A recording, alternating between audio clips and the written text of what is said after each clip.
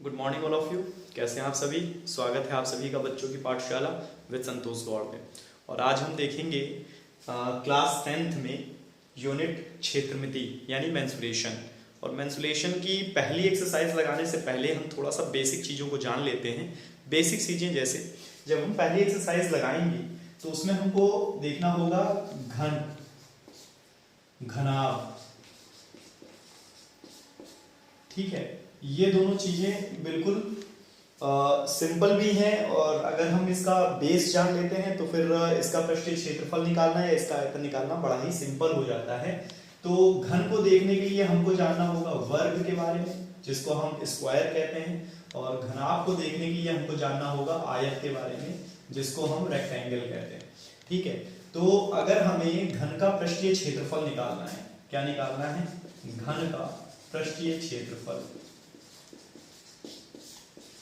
अब यहां पर जो पृष्ठीय क्षेत्रफल होता है वो दो तरह से होता है। एक तो संपूर्ण पृष्ठीय क्षेत्रफल,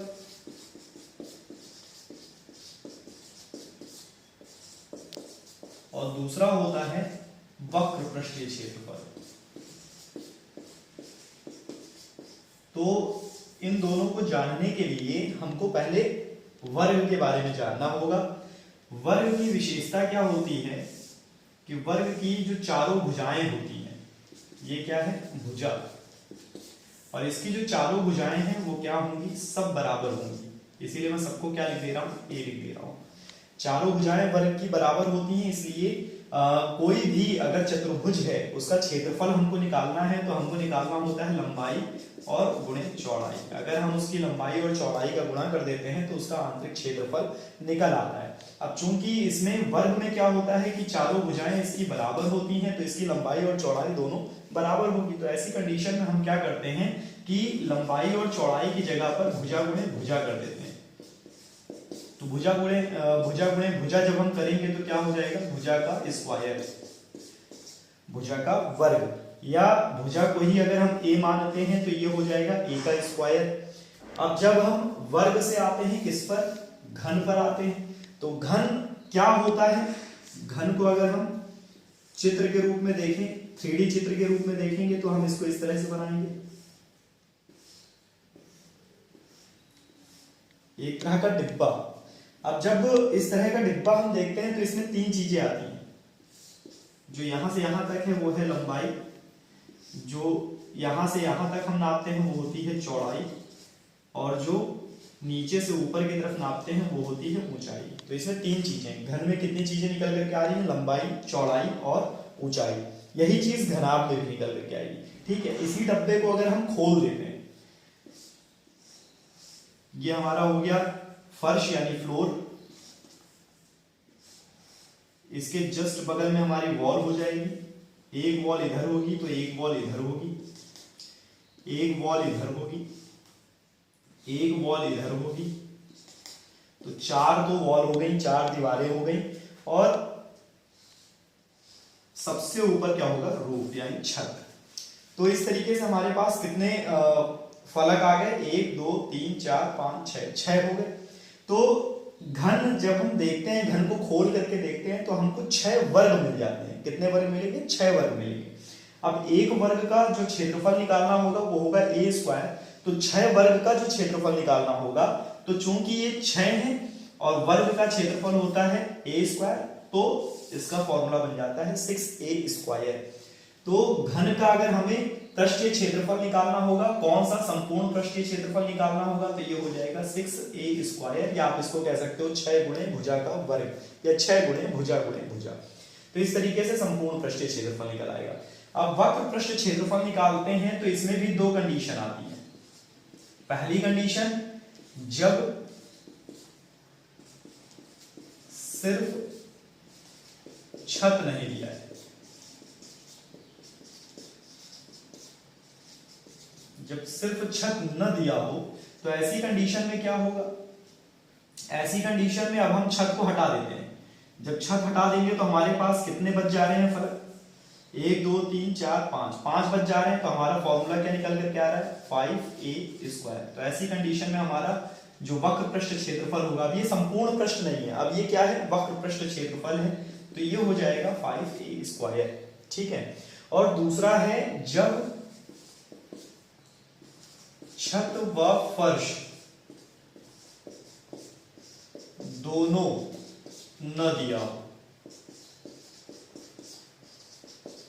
ठीक है, जब छत और फर्श दोनों न दिया हो, तो अब ये बीच से हम फर्श भी हटा देते हैं, तो अब हमारे पास क्या बच गया, सिर्फ 4 दीवारें। कितनी? 4 दीवारें बच गई। तो जब 4 दीवारें बच गई हैं तो हमारे पास हो जाएगा 4a²। ठीक है, तो ये हो जाएगा घन का पृष्ठीय क्षेत्रफल निकालने का तीनों तरह का फॉर्मूला। तीनों तरह के फॉर्मूले में क्या हो गया, संपूर्ण पृष्ठीय क्षेत्रफल अगर आपको निकालना है तो आपको 6a² से ही निकालना होगा, क्योंकि इसमें 6 फलक होते हैं, 6 वर्ग होते हैं, और वर्ग का फॉर्मूला होता है भुजा गुणे भुजा, यानी भुजा का स्क्वायर या a का स्क्वायर। तो 6 से गुणा कर देंगे तो 6a² हो जाएगा। उसी तरीके से वक्र पृष्ठ जब निकालना हो तो वक्र पृष्ठीय क्षेत्रफल में 2 तरह की जो है स्थितियां बन जाती हैं। पहली स्थिति बनेगी जब सिर्फ छत नहीं दी हो, तो छत जब नहीं दी होगी तो हमारा एक वर्ग गायब हो जाएगा, 5 वर्ग बचेंगे तो 5a² हो जाएगा। उसी तरीके से जब हमारा छत और फर्श दोनों न दिया हो तो ऐसी कंडीशन में हमारे पास छत और फर्श दोनों गायब कर देंगे तो 4 वर्ग बचेंगे, 4 दीवारें बचेंगी, तो उसका हो जाएगा घनाभ। देखते हैं कि घनाभ में क्या होता है। घनाभ, और घनाभ देखने के लिए अगर इसका बेसिक हमको समझना होगा तो आयत को समझना होगा। तो हम आयत को भी समझ लेते हैं। आयत में क्या होता है, जब हम आयत को देखेंगे तो इसमें हमको 2 चीजें दिखाई देंगी। क्या? एक तो लंबाई और दूसरी चौड़ाई। इसमें क्या होता है, जैसे वर्ग में था कि लंबाई और चौड़ाई दोनों बराबर होती है, लेकिन इसमें लंबाई और चौड़ाई दोनों अलग अलग होती है। इसकी लंबाई ज्यादा होती है और चौड़ाई कम होती है। इसी वजह से हमको यहाँ पर भुजा नहीं लिखना है, हमको यहाँ पर लंबाई और चौड़ाई लिखना है। और आयत का जब हम क्षेत्रफल निकालते हैं, क्या निकालेंगे, आयत का क्षेत्रफल, तो ये हो जाएगा लंबाई गुणे चौड़ाई। अब आयत में क्या है, हमको सिर्फ एक फलक दिख रहा है, लेकिन जब हम इसी से घनाभ बनाएंगे, क्या बनाएंगे, घनाभ बनाते हैं, तो घनाभ का एक 3D इमेज हम बना लेते हैं। तो ये कुछ इस तरह से बनेगा।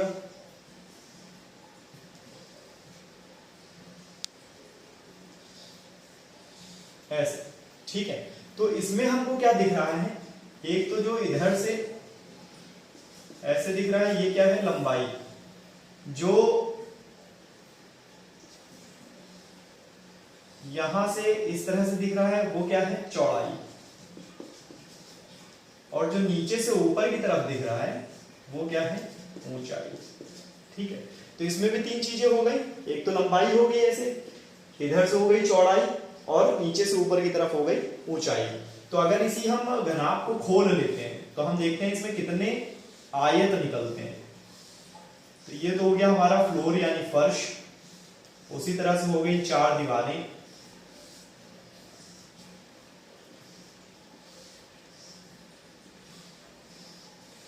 और इसी के साथ जुड़ा हुआ हो गया एक, क्या हो गया, छत यानी रूफ। ये 4 हो गई वॉल्स। अब यहां पर ध्यान क्या देना है, वर्ग बहुत ही सरल है, क्योंकि वर्ग में लंबाई चौड़ाई दोनों बराबर होती हैं, तो हमें केवल भुजा देखना होता है। जबकि इसमें क्या होता है कि लंबाई चौड़ाई ऊंचाई तीनों अलग अलग होते हैं, तो तीनों को हमको ध्यान में रखना होगा। क्या क्या चीजें ध्यान में कैसे रखनी है, ये रूफ वाला मैं थोड़ा सा सही कर दे रहा हूं। अब क्या हो रहा है कि जो हमारा फर्श है, क्या है, फर्श, ध्यान से देखिएगा। जो फ्लोर है, फ्लोर में हमको 2 चीजें मिलेंगी। एक तो इसके सापेक्ष लंबाई मिलेगी और एक इसके सापेक्ष चौड़ाई मिलेगी। जो चीज फर्श में होगी वही चीज किस में होगी, छत में होगी, क्योंकि दोनों एक दूसरे के समानांतर ही हैं। तो रूफ में भी हमको क्या मिल जाएगा, लंबाई गुणे चौड़ाई मिल जाएगा, L/B। फर्श में और रूफ में, छत में लंबाई गुणे चौड़ाई मिलेगा। उसी तरह से जो ये दोनों दीवारें हैं, जो लंबाई के अनुरूप हैं, लंबाई के सापेक्ष हैं, इसमें हमको 2 चीजें मिलेंगी। लंबाई के सापेक्ष में इधर की दीवार होगी और एक नीचे वाली दीवार होगी। इसमें अब चूंकि दीवार क्या है, वो सीधी खड़ी है, तो खड़े होने पर हमको इसमें इसके सापेक्ष क्या मिल रहा है, लंबाई मिल रही है।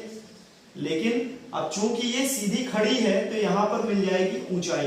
क्या मिलेगी? ऊंचाई मिलेगी। ठीक है, उसी तरह से जो दूसरी दीवार होगी इसमें भी लंबाई गुणे ऊंचाई होगी। जो चौड़ाई के सापेक्ष दोनों दीवारें होंगी, चौड़ाई के सापेक्ष इसमें क्या होगा? चौड़ाई गुणे ऊंचाई हो जाएगी, क्योंकि दीवारें खड़ी है ना, तो ये चौड़ाई गुणे ऊंचाई हो जाएगा, इसमें भी चौड़ाई गुणे ऊंचाई हो जाएगा। ठीक है, तो ये चीज क्लियर हो गया कि दो हमारे पास दो जगह पर है लंबाई गुणे चौड़ाई, L इंटू बी, ये हमारे पास कितने हैं? दो हैं। उसी तरह से लंबाई गुणे ऊंचाई L इंटू एच, ये भी हमारे पास क्या है? दो है। और इसी तरह से चौड़ाई गुणे ऊंचाई, ये भी हमारे पास क्या है? दो है, यानी B into H, B into H, ये भी हमारे पास कितने हैं? दो है। ठीक है, तो इस तरीके से हमारे पास दो आयत हो गए लंबाई गुणे चौड़ाई के, दो आयत हो गए लंबाई गुणे ऊंचाई के, और दो आयत हो गए चौड़ाई गुणे ऊंचाई के। तो हमको जब भी घनाभ का क्षेत्रफल निकालना होगा तो घनाभ का क्षेत्रफल भी क्या होगा? घनाभ का क्षेत्रफल, तो ये भी दो हिस्सों में बढ़ जाएगा। एक तो होगा संपूर्ण पृष्ठ का क्षेत्रफल, संपूर्ण पृष्ठीय क्षेत्रफल। अब जो संपूर्ण पृष्ठीय क्षेत्रफल है उसमें हमारा फॉर्मूला क्या हो जाएगा? इन्हीं सबको आपस में क्या करिए? जोड़ दीजिए और दो को बाहर निकाल लीजिए। तो दो को जब आप बाहर निकालेंगे तो दो LB हो जाएंगे, LB कितने हैं? दो हैं, प्लस LH कितने हैं? ये भी दो हैं, प्लस BH कितने हैं? ये भी दो हैं।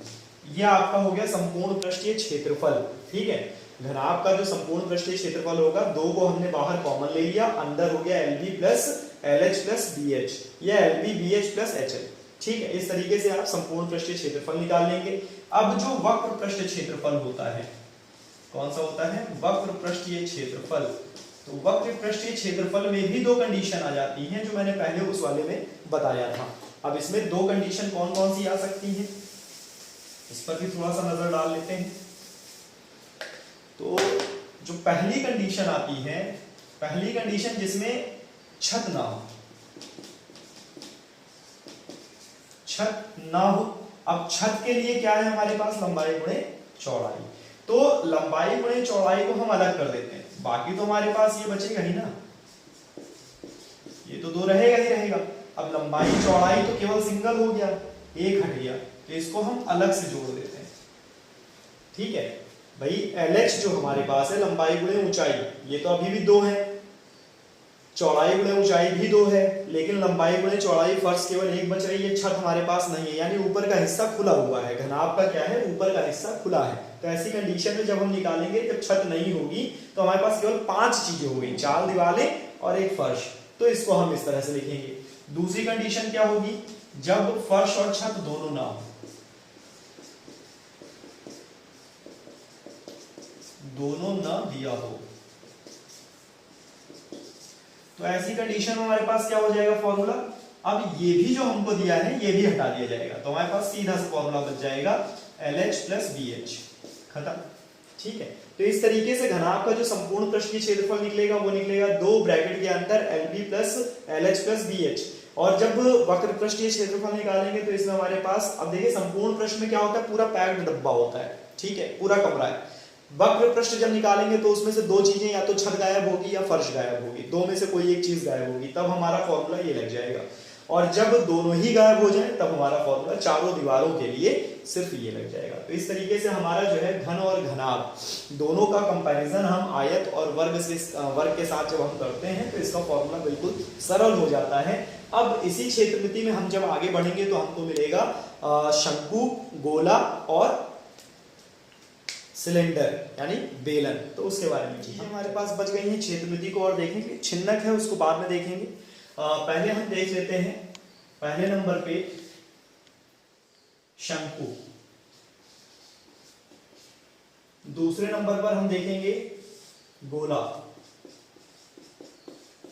तीसरे नंबर पर हम देखेंगे बेलन।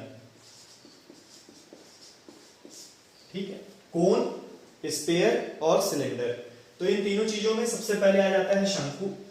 इसके पहले हमने घन और घनाभ तो देख ही लिया, अब हम शंकु देख लेते हैं। शंकु का जो चित्र बनेगा वो कुछ इस तरीके से बनेगा। जैसे कोन वाली आइसक्रीम होती है, चूंकि इसको कोन कहते ही हैं तो ये कोन वाली आइसक्रीम की तरह होता है। ठीक है, जो ऊपरी हिस्सा होता है वो ट्रायंगल के आकार का होता है और नीचे का जो इसका बेस होता है वो एक सर्किल होता है, एक वृत्त होता है।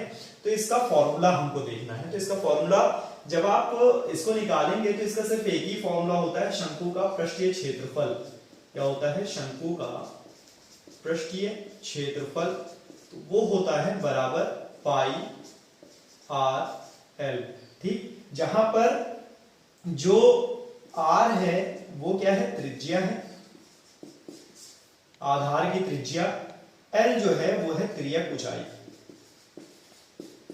ये क्या है? तिर्यक ऊंचाई। ठीक है, तो हमको तिर्यक ऊंचाई पर भी फोकस करना होगा, क्योंकि जब हमारा क्वेश्चन आता है तो कभी कभी ये आता है कि एक शंकु है और इस शंकु की ऊंचाई दे रखी होती है, इसकी त्रिज्या दे दी है, जैसे यहां से व्यास दे सकता है या त्रिज्या दे सकता है। व्यास दिया हो तो बटे 2 कर दीजिए तो त्रिज्या निकल आएगा। ये हो गई यहाँ पर इस आधार, जो इसका आधार वृत्त दे रखा है उसका केंद्र। यहीं से हम इसकी हाइट देखेंगे, ये इसकी जो है हाइट है, ऊंचाई है। ठीक है, लेकिन जो इसकी तिर्यक ऊंचाई होती है वो यहां से यहां देखी जाती है, ये इसकी तिर्यक ऊंचाई यानी एल है। तो एल निकालने के लिए अब देखिए यहां पर क्या हो रहा है, हमारे पास एक समकोण त्रिभुज बन जा रहा है। क्या बन जा रहा है? समकोण त्रिभुज, जिसमें हाइट क्या है? लंब है, तिर्यक ऊंचाई क्या? हाइपोटेनस है, और बेस क्या है? इसकी त्रिज्या है। एक्चुअल में ये है आर और ये है एच हाइपोटेनस, और ये है परपेंडिकुलर या एल्टीट्यूड आप कह लीजिए। तो ऐसी कंडीशन में जब हम पाइथागोरस थ्योरम निकालते हैं और कर्ण निकालना हो हमको, तो हाइपोटेनस का फॉर्मूला क्या हो जाता है? हाइपोटेनस का square is equal to altitude का स्क्वायर प्लस बेस का स्क्वायर, यही होता है। अगर हम इसके ऊपर से स्क्वायर हटा दें तो हमारा क्या हो जाएगा? यहाँ अंडर रूट लग जाएगा, A square plus B square. Altitude यानी लंब का स्क्वायर प्लस आधार का स्क्वायर अंडर रूट के अंदर हो जाएगा। यही सेम हमारे साथ यहाँ पर करना होगा। क्या करना होगा कि एल अगर आपको निकालना है तो एल क्या है? हाइपोटेनस कर्ण है, तो कर्ण बराबर जो होता है वो क्या हो जाता है? कर्ण का स्क्वायर बराबर अंडर रूट तो अभी लगाएंगे नहीं, अंडर रूट तो बाद में लगाएंगे। ये हो जाएगा आधार का स्क्वायर, यानी आधार हमारी क्या है? त्रिज्या है, प्लस लंब क्या है? ऊंचाई है, तो ये आ जाएगा। अब चूंकि हमको एल केवल निकालना होता है तो हम अंडर रूट लगा देते हैं, तो ये हमारा फॉर्मूला बन जाता है तिर्यक ऊंचाई निकालने का। अगर आपको तिर्यक ऊंचाई कभी भी निकालनी हो तो तिर्यक ऊंचाई निकालने के लिए आपको क्या करना होगा? एल बराबर अंडर रूट के अंदर आर का स्क्वायर प्लस एच का स्क्वायर। जब आप इसको रख लेते हैं और सॉल्व करते हैं, अंडर रूट के बाहर मान निकाल लेते हैं, तो आपकी तिर्यक ऊंचाई आ जाती है। और फिर आप क्या करेंगे? इसका जो शंकु का पृष्ठीय क्षेत्रफल है वो है पाई, जिसका मान होता है या तो 3.14, वो कंडीशन होगी, वो किताब में प्रश्न जब दिया होगा तो उस कंडीशन के हिसाब से आपको देखना होगा कि पाई का मान आप 3.14 रखेंगे या 22/7 रखेंगे। इसके अलावा आर और एल ये होता है शंकु का पृष्ठीय क्षेत्रफल। ठीक है, तो शंकु का पृष्ठीय क्षेत्रफल तो हमने देख लिया। अब हम देखते हैं गोला। गोला क्या होता है? तो गोला जब हम देखते हैं तो इसमें हमको 2 चीजें दिखाई देती हैं। पहली चीज तो अगर हम गोले के बारे में बात करेंगे तो गोला कुछ इस तरीके से होगा। ये वृत्त नहीं है, ये क्या है? गोला है। गोला मतलब जैसे गेंद। ठीक है, अब गोले में भी एक और चीज होगी, अर्धगोला। तो अर्धगोले के लिए क्या होगा? उसी गोले को आप 2 हिस्सों में अलग अलग काट दीजिए, तो ये कुछ इस तरीके से अर्धगोला बन जाएगा। ठीक है, तो इसको गोले को हम कहते हैं स्फीयर, अर्धगोले को कहते हैं हेमिस्फीयर। तो इसका फॉर्मूला क्या होता है? अब चूंकि आधार जो वृत्त का फॉर्मूला है वो आपको पता होगा पाई आर स्क्वायर, तो जो गोले का पृष्ठीय क्षेत्रफल होता है, गोले का पृष्ठीय क्षेत्रफल जो होगा वो होगा 4 पाई आर स्क्वायर। ठीक है, इसमें क्या है? पाई आर स्क्वायर किसका है? वृत्त का क्षेत्रफल है। अब चूंकि गोला जो है इसको अगर हम काटते हैं तो काटने की कंडीशन में क्या होगा? जैसे आप यहां देख रहे होंगे कि एक सर्किल तो यही बन जा रहा है इस तरीके से। ठीक है, तो इस तरीके से इसमें 4 आधार निकल आते हैं, तो इसी वजह से हम यहां पर क्या करते हैं? 4 आधारों को ले लेते हैं, तो 4 गुणे पाई आर स्क्वायर हो जाता है। उसी तरह से जब आपको अर्धगोले का निकालना होगा तो अर्धगोले का जो पृष्ठीय क्षेत्रफल होगा वो क्या हो जाएगा? 2 पाई आर स्क्वायर। आधा है तो बटे 2 कर देंगे तो 2 पाई आर स्क्वायर हो जाएगा, यानी 1/2 गुणे 4 पाई आर स्क्वायर। तो हम 1/2 करने की जगह पर सीधे लिख दें 2 पाई आर स्क्वायर। ये हो जाएगा आपका अर्धगोले का पृष्ठीय क्षेत्रफल। तो इन दोनों में, शंकु में और गोले में, हमको ज्यादा कोई दिक्कत परेशानी नहीं होती है, क्योंकि इन दोनों में हम पृष्ठीय क्षेत्रफल निकालते हैं पूरा का पूरा। जब कभी भी एक क्या होगा कि दो गोले को या जो है घन को या शंकु को मिक्स करके कोई पात्र बनाया जाता है या खिलौना बनाया जाता है, तो ऐसी कंडीशन में हम क्या करते हैं, आधार का जो क्षेत्रफल होता है, वृत्त का क्षेत्रफल, उसको हम घटा देते हैं। तो वो एक अलग चीज हो जाएगी, वो जब मैं प्रश्न बताऊंगा तो उसमें उसको सॉल्व करके दिखाऊंगा। तीसरा वाला पार्ट देख लेते हैं, बेलन। बेलन में क्या होता है, अगर हम इसका चित्र बना करके समझेंगे तो ये कुछ इस तरह से बनता है। एक पाइप नुमा संरचना होती है, आपने देखा होगा घर में पाइप, या एक नॉर्मल स्टील का ग्लास देखा होगा। तो वो सभी क्या है, एक तरह से बेलन के ही जो है, लेकिन उसमें होना क्या चाहिए कि जितना ऊपर आधार यानी जो वृत्त है, ऊपर का जो वृत्त है और जो नीचे का वृत्त है, उन दोनों की त्रिज्याएं समान होनी चाहिए। ठीक है, तो ऐसी कंडीशन में हम इसको बेलन बोलते हैं। और इसमें क्या हो जाता है कि यहाँ पर ऊंचाई दी होती है, यहां से यहां तक चूंकि वृत्त है तो ये जो है इसकी त्रिज्या होती है। उसी तरह से ऊपर भी वृत्त की त्रिज्या होती है यहां से यहां तक। ठीक है, और इस तरीके से ऊंचाई। तो तीन चीजें इसमें हैं, दो चीजें हैं, एक तो त्रिज्या और दूसरा ऊंचाई। तो हम देख लेते हैं बेलन का भी क्या होगा, संपूर्ण पृष्ठीय क्षेत्रफल होगा, और दूसरा बेलन का वक्र पृष्ठीय क्षेत्रफल होगा। दो चीजें होंगी। तो संपूर्ण पृष्ठीय क्षेत्रफल जब निकालते हैं तो क्या होता है, 2 पाई आर ब्रैकेट में r प्लस एच, ये हो जाता है बेलन का संपूर्ण पृष्ठीय क्षेत्रफल। और जब हम केवल वक्र पृष्ठीय क्षेत्रफल निकालते हैं तो ऐसी कंडीशन में आ जाता है 2 पाई आर एच। अब दोनों में डिफरेंस क्या है, अगर हम दोनों में डिफरेंस देखते हैं तो इसी को हम आगे सॉल्व कर लेते हैं। देखिए क्या होता है, 2 pi R square plus 2 pi R H, यही हुआ। 2 पाई आर को हमने आर से गुणा किया तो 2 पाई आर स्क्वायर आ गया, और 2 पाई आर को हमने एच से गुणा किया तो 2 पाई आर एच हो गया।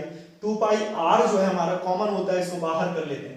आप जब वक्र पृष्ठ का क्षेत्रफल देख रहे हैं तो इसमें क्या आ रहा है आपका, एक तो त्रिज्या आ रही है, ठीक है, पाई आ रहा है, त्रिज्या आ रही है, और एच आ रहा है, आप ये देख रहे हैं। ऐसी कंडीशन में क्या होता है कि जो बेलन है वो क्या है, खोखला है, और जो इसका ऊपर का ये आधार वृत्त है वो भी नहीं है, और नीचे का जो वृत्त है, ये दोनों इस कंडीशन में नहीं है। वक्र पृष्ठ क्षेत्रफल में हमारे पास क्या है कि जो आधार का जो ये है वृत्त है, ऊपर और नीचे, ये दोनों गायब है। और इस कंडीशन में क्या होता है कि जो ऊपर का होता है पाई आर स्क्वायर, वृत्त का क्षेत्रफल क्या होगा, पाई आर स्क्वायर, ऊपर का निकालोगे तो, और नीचे का जब निकालोगे तो भी यही आएगा। तो इन दोनों को जब इसमें हम जोड़ देते हैं खोखले बेलन में, कि ऊपर और नीचे से ये खुला है, जब दोनों ढक्कन हम लगा देते हैं तो उसमें हम क्या करेंगे, वृत्त का क्षेत्रफल भी दोनों तरफ से ऐड कर देंगे, तो हमारा फॉर्मूला बन जाएगा संपूर्ण पृष्ठ का क्षेत्रफल, जिसमें हमारा होता है 2 पाई आर ब्रैकेट में आर प्लस एच। तो ये हमारा हो गया बेलन। तो इस तरीके से हमने 5 चीजें पढ़ ली। पहली चीज हमने पढ़ी थी घन, दूसरा घना, तीसरा शंकु, चौथा गोला, अर्धगोला उसी में, और फिर लास्ट हमारा आ गया बेलन। तो अब हम नेक्स्ट वीडियो में सीधे मिलते हैं एक्सरसाइज 13.1 पर। आई थिंक 13th यूनिट है तो 13.1 पर मिलते हैं। तब तक के लिए जय हिंद।